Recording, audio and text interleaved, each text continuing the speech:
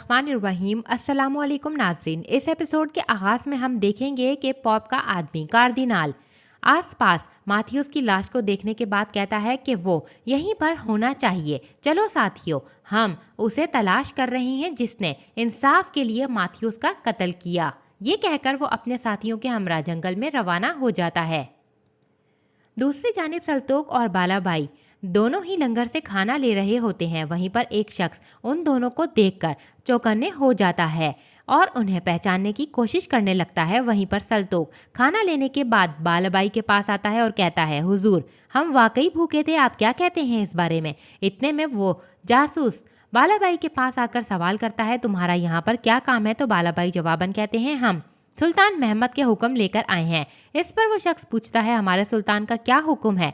तो बालाबाई कहता है, वो कह रहे हैं मालूमात की तरसील सुस्त हो गई है, पूछ रहे हैं आखिर सूरत हाल क्या है? तो जासूस कहता है कि शहर में अफरा तफरी मची हुई है, एहतियात से काम ले रहा हूँ। मैं काफ़ी अरसे से मालूमात भेजने की कोशिश कर रहा हूँ मगर कारा मुस्तफ़ा आगा और हान के साथ है। ये सुनकर बालाबाई कहते हैं, तो तुम हमारी मदद करोगे वहाँ ले जाने के लिए और वहाँ से निकालने के लिए? इस पर जासूस कहता है, ये मुमकिन नहीं, क्योंकि अगर मेरा राज फाश हो गया तो मैं सुल्तान को जवाब नहीं दे पाऊंगा।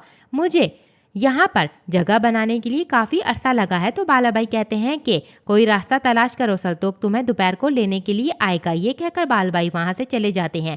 दूसरी तरफ हम देखते हैं कि कारखाने में काम जारी होता है और इतने में उस्ताद आकर पूछता है, ये सब क्या हो रहा है? तो कारखाने का मालिक बताता है, गिरजाघरों की घंटियाँ जो कि पहले ही मस्जिदों में तब्दील हो चुकी हैं, सुल्तान मुकर्रम ने बजाते खुद हिदायत जारी की है कि इन्हें पिघला दिया जाए। अजीम दिन आ गया है उस्ताद, जिस तोप का हमने ख्वाब देख रखा है उसे चलाएंगे। क्या आप पुरजोश हैं उस्ताद? तो उस्ताद कहते हैं, हमने सख्त मेहनत की है सारोजा, बहुत सा पसीना बहाया है, हमने इस जगह दिन रात काम किया है। दुनिया की सबसे बड़ी तोप या तो तारीख में हमारा जिक्र करेगी या फिर हम इतना बड़ा मौका ज़ाया करने की पादाश में सुल्तान महमद को हिसाब देंगे। इस पर सारोजा कहता है, अल्लाह ही बचाए। फिर सुल्तान अपने साथियों से कहते हैं, फिर उस्ताद अपने साथियों से कहते हैं, चलो काम में लग जाओ, रियासती मुंतज़मीन थोड़ी ही देर में यहाँ आने वाले होंगे। चलो हिसाब किताब बाज़ाते खुद सुल्तान करेंगे तो इसी के मुताबिक तैयारी की जाए। दूसरी तरफ कुस्तुनतुनिया में कारा मुस्तफ़ा ओरहान की दाढ़ी बना रहा था कि इसी दौरान ओरहान कारा मुस्तफ़ा से कहता है, कुस्तुनतुनियस का कहना है तुम इनके जासूसों में से हो जिन्हें महमद ने यहाँ मेरी जासूसी के लिए भेजा है। मैंने ऐसा कोई इम्कान नहीं दिया उसे, यहाँ तक कि उसके बरअक्स मैंने उससे जवाब दिया। तुमने पहले दिन से जो कुछ मेरे लिए किया मैंने उसे सब बताया। तो कारा मुस्तफ़ा पूछता है, क्या वो कायल हो गया था? इस पर ओरहान कहता है, ये रेज़ो वाला मामला, उसने कहा तुम महमद को इत्ला करोगे, लेकिन मैंने इसके बरअक्स दावा किया और ऐसा ही हुआ। तुमने मुझे उसकी नज़रों में शर्मिंदा होने नहीं दिया।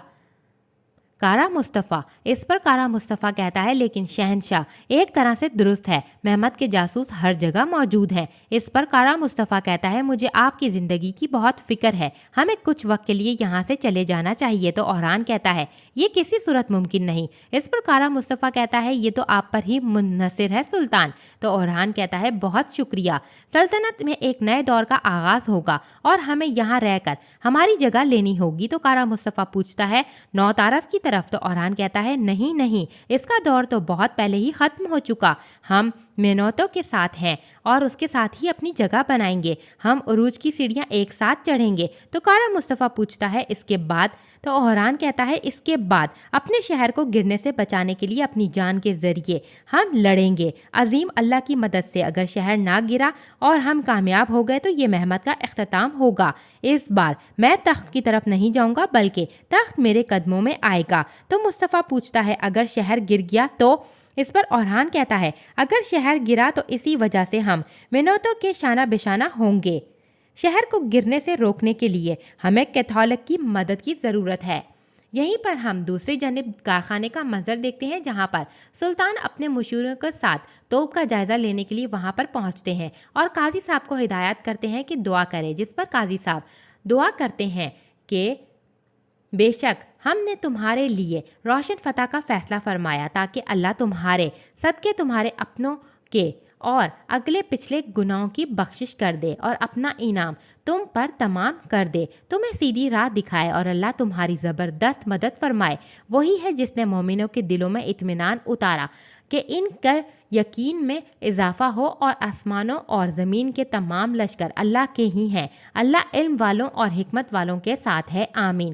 دعا کے بعد قاضی سلطان سے کہتے ہیں، میرے سلطان، سچے دین کی محبت کے لیے اگر آپ کے صدقے خیرات سے کام کا شروعات کریں گے تو بہت اچھا ہوگا۔ آپ کے پاس سونے کے سکے جو بھی ہیں اس کانسی کے سمندر میں مناسب سمجھے تو ڈال دیں۔ یہ سن کر سلطان سونوں کے سکوں کی ایک تھیلی دیتے ہیں اور اس کے بعد وہ سونوں کے سکوں کی تھیلی ڈرم میں ڈال دی جاتی ہے، جس کے بعد سلطان کہتے ہیں، یہ تمام کوششیں، سارا پسینہ قسطن دنیا کی فتح کے لیے ہے۔ اس پر سبھی لوگ انشاءاللہ کی آواز بلند کرتے ہیں، جس کے بعد سلطان یا اللہ کہتے ہیں اور پھر کانسی کے سمندر کے ڈرم کا دروازہ کھول دیا جاتا ہے، جس میں سے کاسٹک بہنے لگتا ہے، اور یہ سب دیکھ کر لوگ کافی خوش ہوتے ہیں۔ پھر سلطان کہتے ہیں، شاید کوئی تاریخ میں آپ کا ذکر بھی نہ کرے، شاید تاریخ کی کوئی کتاب آپ کے بارے میں نہ لکھے، لیکن صدیوں بعد اس مبارک شہر میں رہنے والی آپ کی اولاد آپ کو وفاداری اور شکر گزاری کے ساتھ یاد کرے گی۔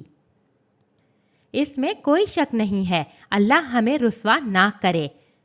پھر سلطان اور بان استاد سے کہتے ہیں کہ کاسٹنگ ٹھنڈا ہونے پر مجھے مطلع کرو، جب توپ کو اس کے سانچے سے ہٹایا جائے تو میں ذاتی طور پر وہاں پر ہونا چاہتا ہوں۔ اس پر استاد کہتے ہیں، جیسے میرے سلطان کا حکم۔ دوسری طرف ہم کیسان کو دیکھتے ہیں جو کہ اپنے گھر والوں کی قبروں کو بنا رہا تھا۔ اتنے میں پوپ کا آدمی وہاں پہنچتا ہے اور جستیانی اسے دیکھ کر کہتا ہے، آپ نے ہمیں کیسے ڈھونڈ لیا؟ تو پوپ کا آدمی کہتا ہے، میں انصاف کے بارے میں آپ کی سمجھ پر بحث نہیں کرنا چاہتا۔ اس پر جستیانی کہتا ہے، تمہارا اب تک کا بہترین فیصلہ تمہیں کارڈینل بنانا ہے، تم جانتے ہو ہے نا؟ یہ کہہ کر جستیانی اپنی بوتل اس کی طرف بڑھاتا ہے اور کارڈینل یعنی کہ پوپ کا خاص آدمی وہ مشروب پینے لگتا ہے اور کہتا ہے، مجھے خون دیکھنا بالکل پسند نہیں ہے۔ جستیانی کہتا ہے، پھر تو تمہیں مجھ سے دور رہنا چاہیے۔ اس پر کارڈینل کہتا ہے، تم جانتے ہو کہ میں تم سے کتنا دور رہنا چاہتا ہوں۔ تو جستیانی کہتا ہے کہ تو تم یہاں پر کیوں آئے ہو؟ تو کارڈینل جواباً کہتا ہے، پوپ تم سے ملنا چاہتے ہیں۔ اس پر جستیانی کہتا ہے، کیا یہ ضروری ہے؟ تو کارڈینل کہتا ہے، ہاں فوراً، اس نے تمہیں نائٹ بنایا، وہ جانتا ہے تم کیا کر رہے۔ اس پر جستیانی کہتا ہے کہ مجھے خوشی ہے کہ وہ ابھی تک بوڑھا نہیں ہوا، مجھے امید ہے کہ وہ تمہاری وجہ سے ہونے والی پریشانی کے بارے میں بھی جانتا ہے۔ اس پر کارڈینل کہتا ہے، اس بار تم بہت بڑی مصیبت میں ہو۔ تو جستیانی کہتا ہے، میں اس کے لیے ہی جیتا ہوں۔ یہ سب سن کر کیسان کہتا ہے، تو آپ ایک نائٹ ہیں، میں آپ کا شکر گزار ہوں۔ تو اس پر وہ نائٹ کہتا ہے یعنی جستیانی کہتا ہے، تمہیں اپنے بدلہ لینے کے لیے صرف اور صرف خداوند کا شکر ادا کرنا چاہیے۔ یہ کہہ کر وہ وہاں سے جانے لگتا ہے تو کیسان اسے کہتا ہے کہ میں بھی آپ کے ساتھ آنا چاہتا ہوں۔ یہ سن کر کارڈینل کہتا ہے، میں تمہیں اس کا مشورہ نہیں دوں گا بیٹا۔ تو نائٹ بھی کہتا ہے، ہاں میں بھی تمہیں یہ مشورہ نہیں دیتا۔ تو کیسان کہتا ہے، میں کچھ بھی کرنا جانتا ہوں، میرے پاس تلوار چلانے کا ہنر ہے، گھوڑے چلانے آتا ہوں، ایک مددگار، تاہم جیسا آپ دیکھنا چاہیں میں ویسا کر سکتا ہوں۔ اس پر کارڈینل کہتا ہے، تم جان لو کہ تم اپنی موت کی طرف جا رہے ہو۔ تو کیسان کہتا ہے، نہیں کہا جا سکتا کہ میرے پاس جینے کی بہت سی وجوہات ہیں۔ دوسری طرف ہم جان ڈارلی اور اس کے دوست کو بیٹھا دیکھتے ہیں اور وہ جان ڈارلی ایک لائن کی جانب دیکھ رہا ہوتا ہے تو اس کا ساتھی اسحاق پوچھتا ہے، اب یہ کیا ہے؟ اس پر جان ڈارلی کہتا ہے، محمد نے اس لائن کی بات کی ہے، اس سے آگے یا تو خیانت ہے اور اس سے آگے غفلت۔ وہ مجھے نہیں سمجھ پا رہا، میرے اندر کی آگ بجھ نہیں سکتی اس سے، نہ ہی میں اس سے پیچھے ہٹوں گا۔ میں نے اپنی زندگی اس حدود میں ہی گزاری ہے، میرا دل ہر حرکت پر جلتا ہے جبکہ میرا جگر جل رہا ہے اور اسے یہ بات پتہ ہی نہیں۔ میں ایک طرف ہونے والا آدمی تمہیں لگتا ہوں کیا؟ اس پر جاندارلی کا ساتھی اسحاق کہتا ہے، میرے پاشا، ہم ایک ساتھ بہت سے حالات سے گزر چکے ہیں، یہ روفی اور ہان کی بغاوت اور بہت سے، ہم نے ایک ساتھ اتنے دور دیکھے ہیں جہاں پر شیطان بھی مسلمان کا لباس پہنے ہوئے ہے۔ میرے پاشا، ہمارے سلطان محاصرے کی دہانے میں موجود ہیں، یقیناً کوئی مسئلہ پیدا ہوا ہوگا، اس کی فکر کر رہے ہیں وہ۔ اس پر جاندارلی کہتا ہے، ہاں ایسا ہی ہے، جانے والی زندگی اس کی نہیں تھی، جو خون بہا وہ اس کا نہیں تھا، آگ جہاں گری وہی جانتا ہے۔ یہ سب سن کر اسحاق کہتا ہے ایسا نہ کہیں پاشا، آپ نے یہ صورتحال سنبھال لی ہے، وہ ہمارا بھی اتنا ہی بھتیجا ہے جتنا آپ کا ہے۔ اگر ہمارے سلطان چاہیں تو ریزو کو گلیالہ میں لے جاتے ہوئے مار دیتے ہیں۔ واضح طور پر ان کے ذہن میں ایک منصوبہ، ایک مقصد اور ایک سوچ ہے۔ اس پر جاندارلی کہتا ہے کہ نرمی والی بات نہ کرو اسحاق، فرتیلا گھوڑے کا کام ہے، شکار تلاش کرنا بھیڑیے کا کام ہے، اور میرے دل کی آگ صرف ریزو کافر کا خون ہی بجھا سکتا ہے۔ اتنے میں جاندارلی کا خاص آدمی آتا ہے اور اس کے کان میں کچھ کہہ کر جاتا ہے، جس کے بعد جاندارلی مسکرانے لگتا ہے تو اسحاق کہتا ہے کچھ پاگل پن مت کرنا پاشا، ہمارے سلطان آپ کے انتقام کی راہ میں کھڑے ہیں، میری یادگار کا احترام کرو، میری بات سنو، ایسا مت کرنا۔ مگر جاندارلی اپنے ہی دماغ میں منصوبہ بنا چکا ہوتا ہے اور سوچتے ہوئے کہتا ہے کہ اگر ہم اس سے دوری اختیار کر لیں تو تمہاری حماقت دوستوں اور دشمنوں کو یکساں نقصان پہنچانے کی کوشش کرے گی، دوست اور دشمن غلط جگہ پر ہیں۔ یہ کہہ کر جاندارلی وہاں سے چلا جاتا ہے اور یہیں پر اس ایپیسوڈ کا اختتام ہوتا ہے۔ نیکسٹ ایپیسوڈ کے لیے چینل کو سبسکرائب کر کے بیل آئیکن کو ضرور سے پریس کریں۔ Thanks for watching and keep supporting us.